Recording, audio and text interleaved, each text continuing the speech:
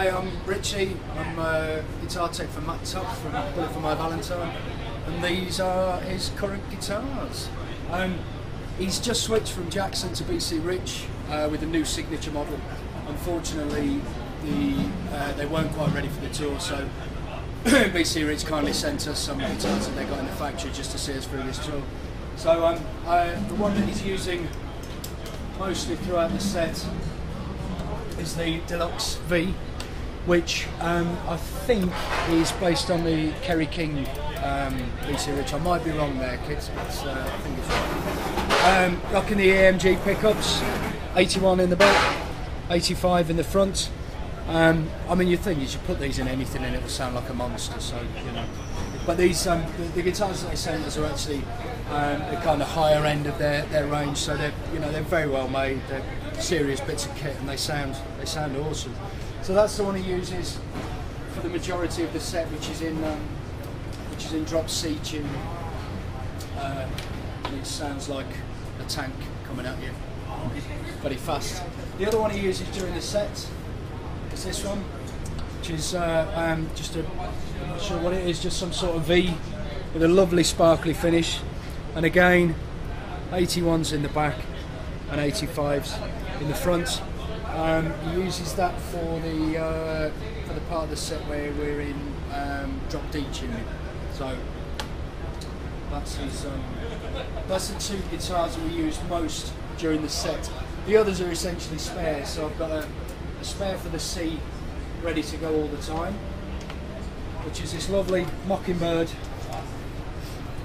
which got a smashing finish on it, which looks lovely, but is a pain in the backside to clean. You can't really use any product on it or anything, so it just, I mean, look at that. I've just touched that, look at it. Let's get rid of that, buff that out.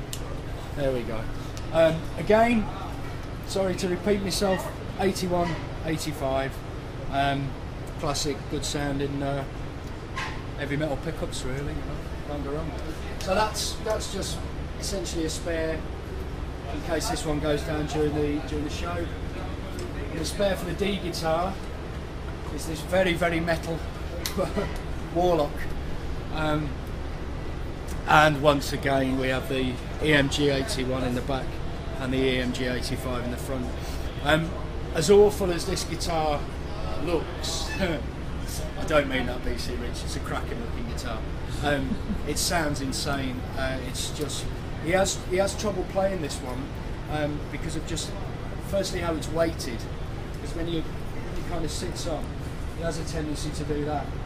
And with him being used to V's, and they're kind of always there like that, he struggles a bit with this. And also he's been having a load of new tattoo work on his arm just there, and that is not really conducive to tattoo healing, really.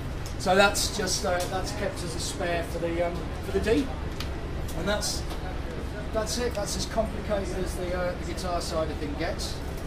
And then to move over to the rig, PV6505s do exactly what they say on the tin. You know what those things are going to sound like when you plug them in. They're going to sound like a loud, heavy metal guitar. Loads of crunch, loads of attack, and they sound great. They've been good to us. Wireless system. What can you say about that? It gets rid of the mucky muck. Aside from that, that's it, you know. And then up top, very simple setup up here, because of the amount of drive we're kicking out of the PVs, and the fact that we've got one of these little beauties on here, the Ibanez TS9 tube screamer. It's pretty noisy. It's very difficult to control feedback and just keep everything, especially with the sort of stuff that they play. It's kind of chuggy stuff, very kind of. You want to play the note and just have to go, rather than a load of noise. So we've got two noise suppressors on there, one before the tube screamer and one after the tube screamer. And essentially, tube screamer is left on all the time. There's your tone right there. Amazing pedal, amazing pedal. And if you find any of the originals anywhere, just buy them, because you can name your price for those things. They're amazing. because they don't make them anymore. Well, they kind of make them now. They make essentially a replica of the original, which is all right, but it's just not got quite the same tone. And then during the show, I operate his pedals. When I say operate his pedals, it sounds far more exciting than it actually is. All I do is if he's holding a note, doing any soloing, ringing out chords, I take off noise suppressors as he's needed, really. Usually just this one, but if he's holding a particularly long note and the light starts flashing on that one, I'll knock that off as well. Providing there's some noise coming from the guitar, obviously it covers the noise that will be coming from the amp. The two AB boxes, that's simply a wireless switching unit from two different wireless packs. So when we do a guitar change, it's as simple as that.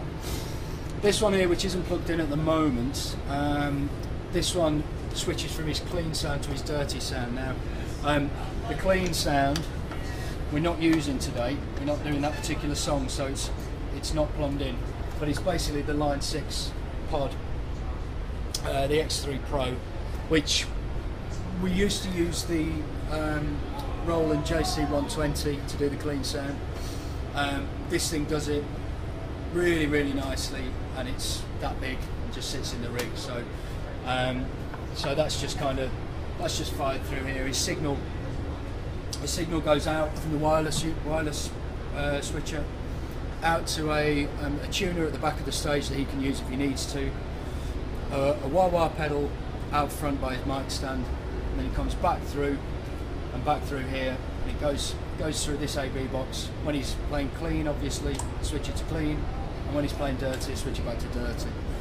And that is as intricate as it gets, really. It's a very, very basic setup he uses, but it sounds absolutely great. And you know, it's one of those classic cases of less is more, really. You know, you tend to find you can stick effects after effects after effects after effects in a guitar chain, and you know, half the time it won't sound as good as a guitar straight into the amp. So that's kind of what we're doing here. Oh, you might have spotted this just on the corner.